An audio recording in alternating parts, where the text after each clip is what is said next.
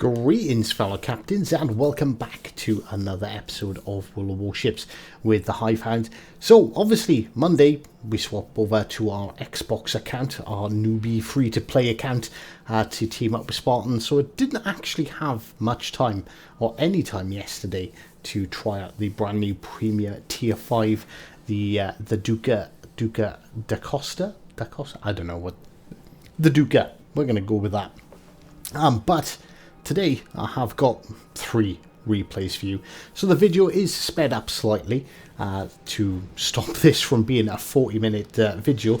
But obviously if you're going to go and spend your hard-earned cash on a premium ship, you don't just want to see me having my best game. So I've had about 6 matches in this ship and I'm going to highlight 3 of them. So obviously, as you can see, this matchmaker, we've got quite lucky.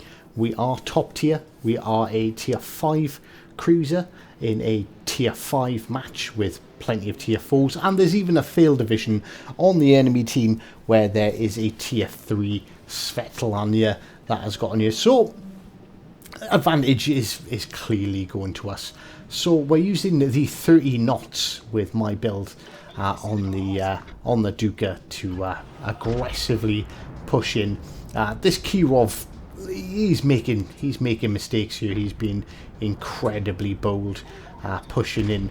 As you can see, our detectability is quite good. We're still unspotted, and we're gonna set off our first salvo. This was actually my very first match in this ship, so we've switched to armor piercing because the HE is shocking on this boat, honestly. We're turning in because we want to keep ourselves isolated. If we can only fight one ship, let's fight one ship.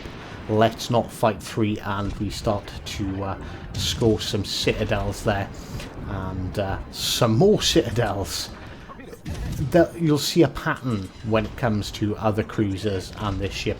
Okay, Svetlana, yeah, citadels. Can you really count them? Because it's tier 3. Apologies for the mic thing flashing up. I'm not entirely sure what was going on with my PlayStation at this time, but you'll see it pop up in the corner. No microphone has been switched. No microphone has been switched. So we're going to try and take some advantage of these rather long range but rather slow torpedoes here, and start taking shots at this Iron Duke. See if we can whittle down his health a little bit. And you can see that is a Devonshire making a very brave, very strong push into the cap, and yet again another bunch of citadels, and he's gone, absolutely deleted. So we're gonna take a step back, get the cap, secure that, and continue to try and stay out of range. Try and, because it's a lightly armored cruiser. You don't want to be pushing broadside on battleships. I've never had any success really in any Italian cruiser trying to take on battleships. As you can see, our armor piercing is not so effective. Our Hawkins gets absolutely deleted by that Iron Duke, which makes me nervous. It makes me very nervous. And well, we tanked them surprisingly well, didn't we? That was not to be expected. Again, we took some damage. Could have been significantly worse. And my thing is here, well, we're gonna die. Let's go out with a bang, shall we? And unfortunately, that Iron Duke completely misread that situation and completely ate all of my torpedoes. Torpedoes off at the Bayern. We're pushing in. The fact that we're so fast, we're just out turning his guns. There is absolutely nothing he can do about it. Okay, his secondaries can do a little something, but not really a whole lot in this situation. And look, we're so quick. We've actually double backed around him and fired our torpedoes off the other side. And oh, sorry, this wasn't my first game. This was my 5th fifth match in the Duca D'Acosta, and well, as you can see, Italian ships have rubbish torpedoes. Beg to differ. You've just got to couple them with the speed and the agility of your ship to actually make the most out of them. I have got a lot of long range shots for them over the past couple of hours that where I've managed to spend some time with it. So I'll quickly explain my build whilst we've got a little quiet period. I'm using Francis Mambelli with Ingenious. I'm using the 2 agility perks, the one specifically for rudder shift and the movement, along with fully packed. So we're going to fire a set of torpedoes at this Koenig, pop over the island. He's not looking this way, so, well, let's be honest, we've already won this match. It'd be pretty hard for our team not to pick up the win here. And we're testing out the ship. We're still learning. This is, like I said, this is only our 5th game, so we're trying to see where the limits of the ship are. I have aiming mod systems 1 and the propulsion mod on here as well. And well, we've done so much damage to this guy now. He should kill us with a single salvo, so we might as well finish him off and get the win. And that is a 158,000 damage in the Duca D'Acosta in only my 5th match. Right, okay, so, and 3,000 base XP for a convincing win and a convincing carry by the little Italian boat that could. Right, okay, so if I remember rightly, this was actually my first match in the Duca D'Acosta. So, to kind of show that it's not a fluke, I've thoroughly been enjoying playing this ship. So, again, okay, granted, we are top tier, but there's not very many tier 4s, in all fairness. There's a lot of hard-hitting cruisers, a lot of spammy cruisers. You know, there's a Dallas out there, there's a Pensacola out there on the enemy team as well. They do only have 1 DD, but honestly, DD are food for the Duca. I honestly feel like everyone knows I'm not a big fan of the Abruzzi, the tier 6 version of this ship. And the Abruzzi feels incredibly underwhelming, whereas the Duca, it might even be overpowered. I've had one bad game where I scored like 4,000 damage, but that's because I literally got torpedoed by a tier 6 DD. I can't remember, it's the new Japanese one, the Shikazi or whatever it's called. I forget. I'm crap. I've had a busy day. It's been a long week, and you can see we're gonna start our game by pushing into it. We're going to open up on that Bajoni at range. So we are located, so we know, we're guessing their DD's in the vicinity. We are detected by the plane, and there we go, we've got the tier 4 Texas taking shots at us from over the mountain, and we're spotted again. So the DD's somewhere. That more likely it's going to be over at sea. So what we're going to do, we're spotted, we might as well take the shots. We're going to use the agility and speed.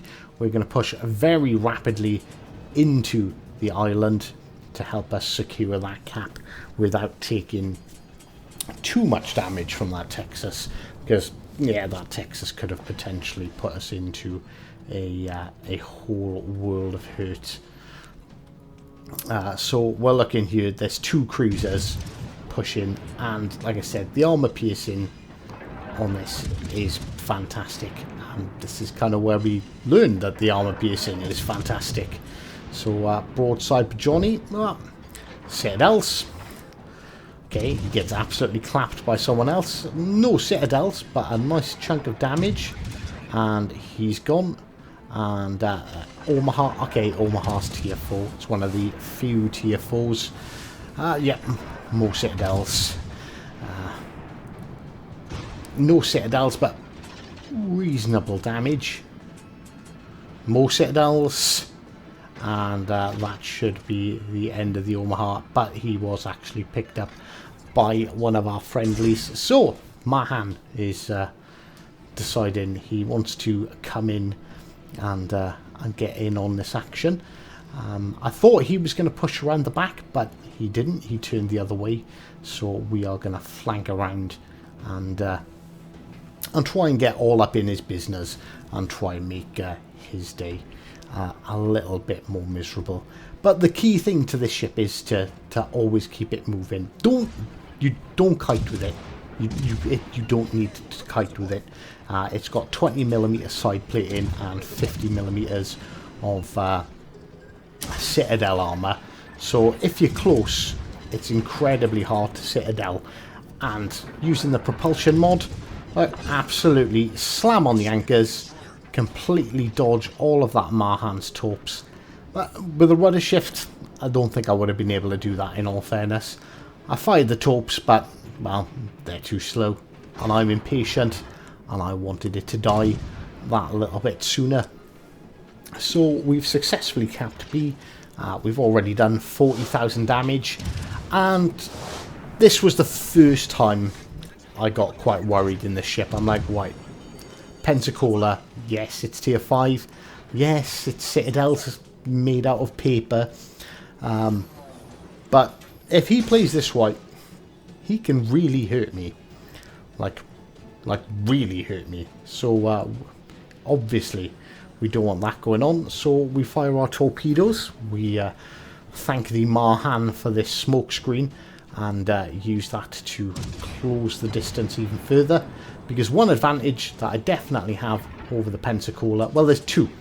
There's two big advantages I have over the Pensacola. One is my turret reverse, and two is my torpedoes. So he's charging forward too fast. I can't use my torpedoes here. I did think he was going to ram, actually, and well, he managed to. We managed to get away with that. We should have died. I'll be honest with you, I spunked my torpedoes. Clearly he was turning, but more citadels. More citadels again. And we use our speed and our maneuverability to get out of there. And now we are radared by the Bajoni. Now, it's been a while since I've noticed the Bajoni, so I don't know exactly how well he's doing on hit points, but it turned out he's doing really badly, so we know he's not going to be in a rush to push us. So we turn in preparation for that Pensacola to peek the island, fire off our salvo. Pensacola gone. Now, to be honest with you, I was a little bit torn here as in what to do exactly. I was like, right, do I just kill the Bajoni and get it over with, or do I cap the base and get myself some more XP? And I'm guessing that's his sonar that's actually picking us up now. And for a minute, I think, yeah, let's get the base. Let's kill him. Let's get the base. Let's kill him. And, you know, he could still wipe us out with one good shot, but he appears broadside. And yes, somehow I ricocheted against a flat broadside Bajoni. So there's that good old Italian cruisers we all know and love. But no, we decided, nah, sod that. He was cheeky enough to step out there and try and shoot us. So he has turned broadside, but yeah, to bow tank. Of course, bow tank in. Punch straight through the front of his nose, and he dies. So another 70,000 damage game, 2,700 base XP. Not bad. Can't really complain about its performance so far. On to game number 3 in the good old Duca. Honestly, like, I don't promote people spending money on the games. I don't tell people they should buy a ship or they shouldn't buy a ship. If you're considering buying a tier 5 premium cruiser, the Mr. Grass, really strong choice, really good ship. But Duca D'Acosta, it's a lot of fun. I genuinely have thoroughly enjoyed playing this ship every time I took it out. The speed, the agility, hitting things with Italian torpedoes. It's just going to put a smile on your face. And there's a bunch of other that I've saved, like, out of the 6 or 7 games, I've had 2 bad ones, and every single one has been saved for one reason or another, whether it's going to go into a meme video because of the torpedo beats I've managed to pull off, or it's just been a good gameplay all round. And it's much like, if you're enjoying playing a ship, if it's fun to play, you're going to enjoy it more. You're gonna try more things, and you know, I feel like it really does promote. I don't want to say, well, yeah, no, straight aggressive. It supports. It gives you the ability to make plays that you wouldn't do in any other tier 5 cruiser. I don't think there's not another cruiser that I am that confident in just pushing people with. So we're going to try and make this Congo's life hell. Obviously, this is early battle. We're not planning on rushing out and getting ourselves nuked straight away. But you know, we're definitely gonna try and have a bit of fun. So that's when we notice. Oh, right, okay. Their Farragut is rushing the middle. Their Nuremberg is rushing the middle. Okay, things are going to get exciting here in the middle, and there we go. We actually burnt down that battleship with our second fire that we set on him. And Nuremberg takes a couple of citadels. Nuremberg is obviously focusing on a destroyer. This did surprise me, in all fairness. I thought the Nuremberg would have taken a lot more damage than it actually did at this close range. I was expecting this to be, you know, I was expecting bigger hits, but why not? Italian torpedoes. Why not? Might as well. We might as well sling them into him. And that's when I noticed, wait, hang on, that Farragut is still alive? Oh dear. That is a very unfortunate situation for you to be in, Mr. Farragut. He's got himself basically stuck between my entire team, and he has no idea what to do, no idea where to go, and he just gets absolutely melted because, well, and look at my positioning. Like, who the hell puts a light cruiser in these kind of spots? So, you know, there's a lot of ships out there, and